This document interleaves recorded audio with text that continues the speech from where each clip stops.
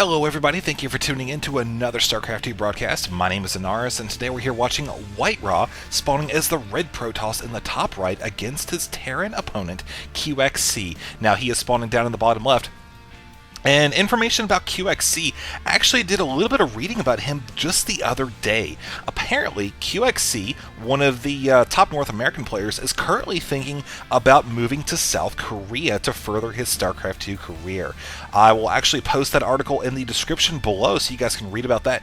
But it's pretty interesting hearing his thought. There's a little video attached to it as well. And I will definitely say good luck to QXC on that.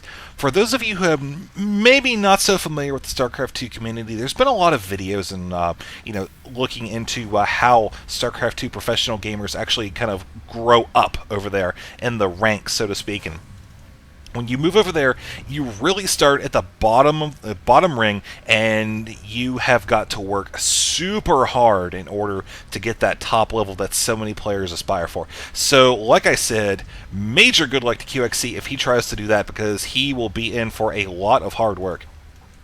Now, up here in the top right, WhiteRa, as far as South Korea goes, the last I read was an article about a month or so ago, and WhiteRa said it was about 50-50 as to whether or not he wanted to move to South Korea. You know, it's a lot of hard work, but he does have a wife, and I did read at one point that he was thinking about giving it a couple more years and then retiring from pro gaming altogether, but I don't want to... I do want to make sure I find that article, actually, before I go and saying that's 100% true. So I will see if I can post both of those down in the description below.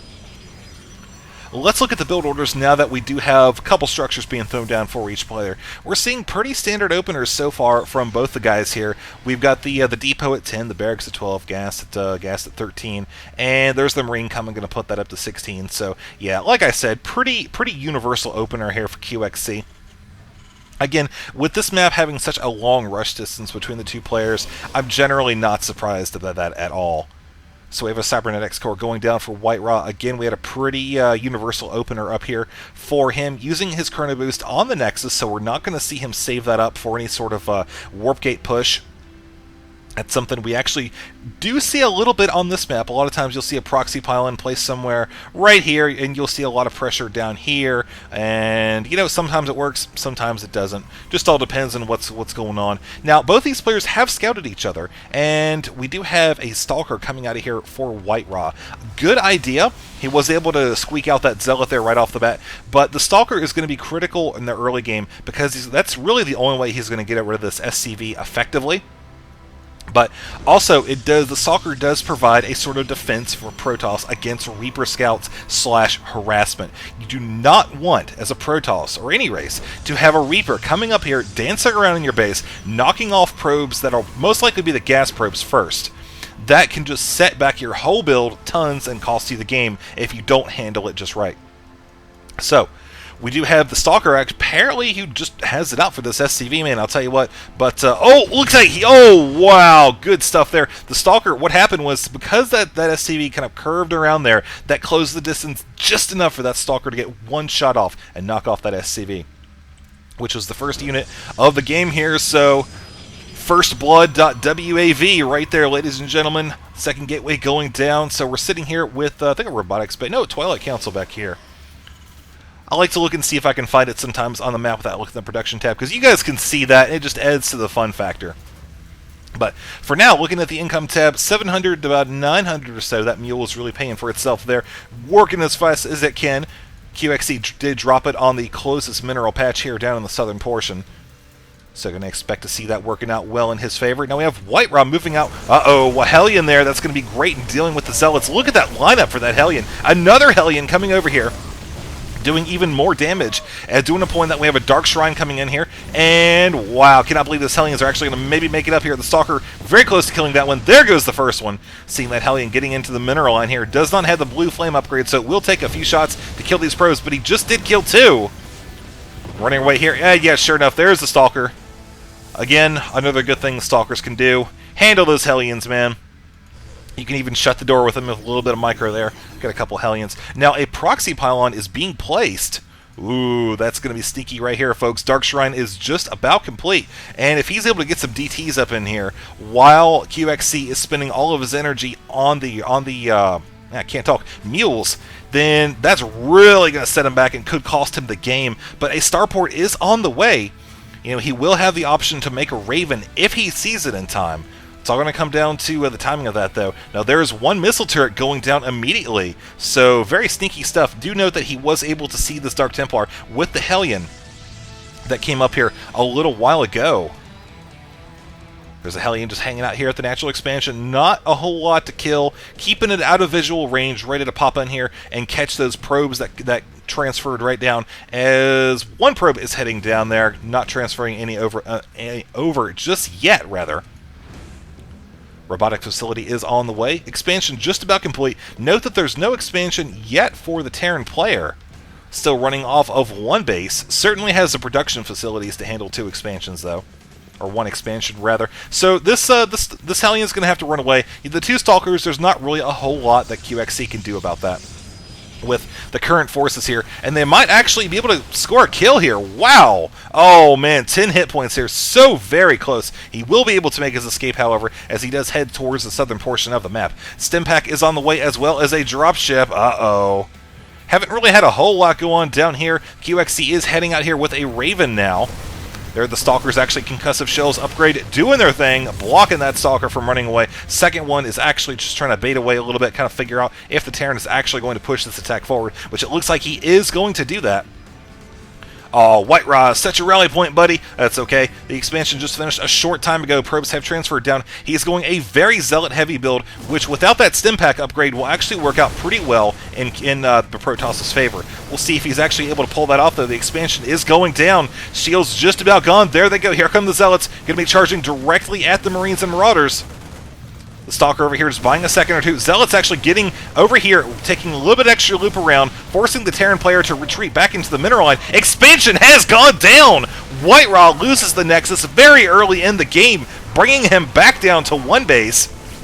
Meanwhile, he is able to deal with these infantry, but at what cost, man? He did lose that. He did lose that Nexus, and you know QXC is rebuilding building a command center up here in his base, nice and safe, and will likely float that down once it's completed.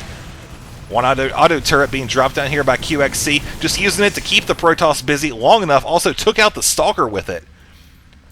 Nice play there by QXC as he does retreat back down towards the bottom portion of the map. 2 more Zealots are here, ready to engage. We'll see what he's going to actually do with those, however.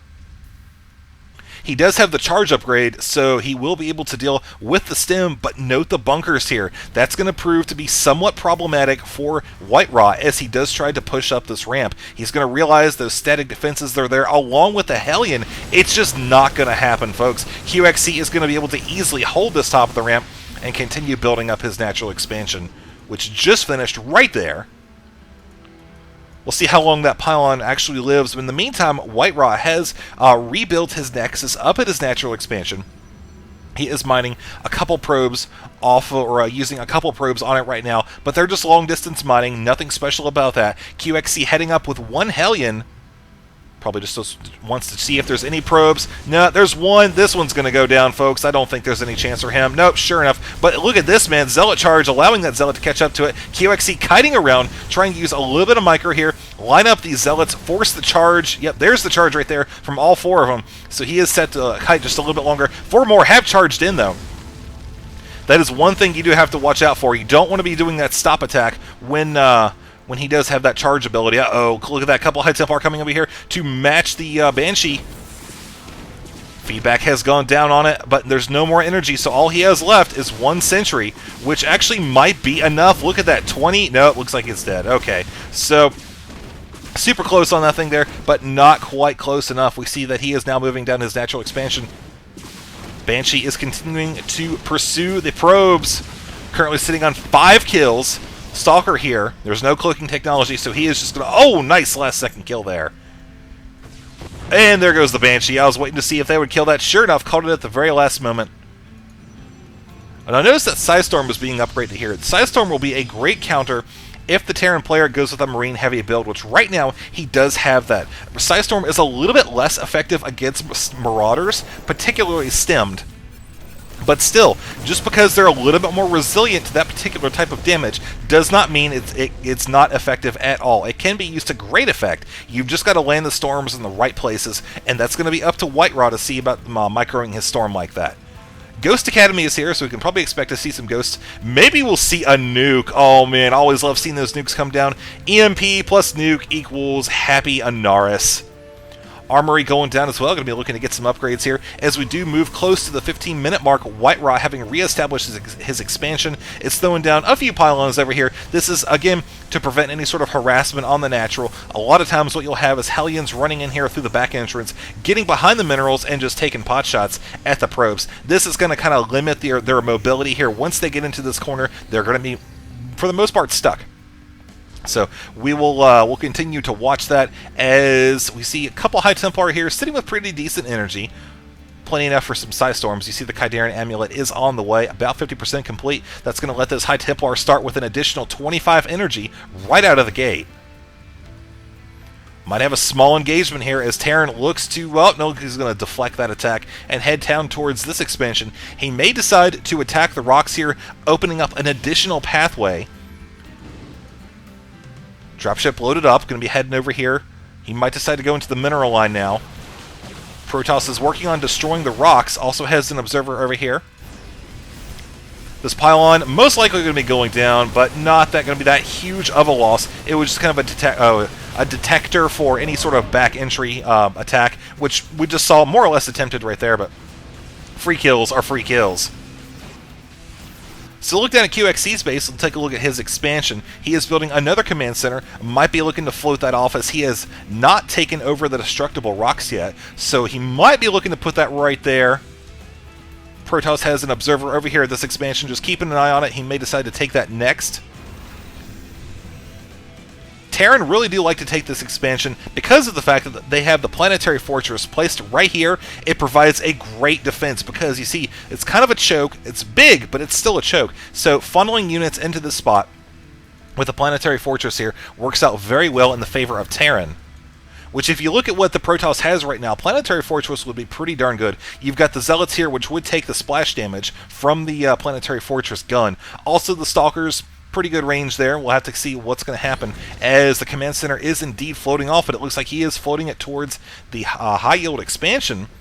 And now he is moving out here. Bunkers are empty. Great thing about the bunkers is if you leave them alone for a little bit with nothing in them, it's okay because you can still recycle them at any time and get that full cost back.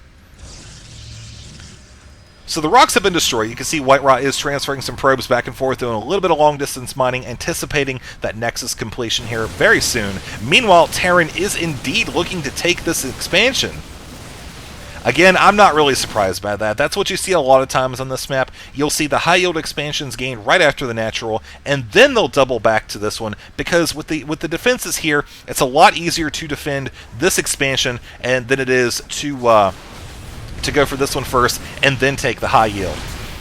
Protoss realizes, you know what, this is kind of a sticky situation right now. There's some siege tank fire here way back behind the command center. Also a high amount of infantry. So he's just going to go the next logical step, see if he can do a rear attack at the natural expansion where there are a good number of SCVs. You look at that, it's still almost completely full with the minerals. Main base is pretty darn close to mined out though. Got a couple Zealots heading out in different directions here. We'll see what exactly they're going to do. Oh, one Psystorm landing a second ago on top of the SCVs. Caught the very tail end of that before the Marauders were able to take it out.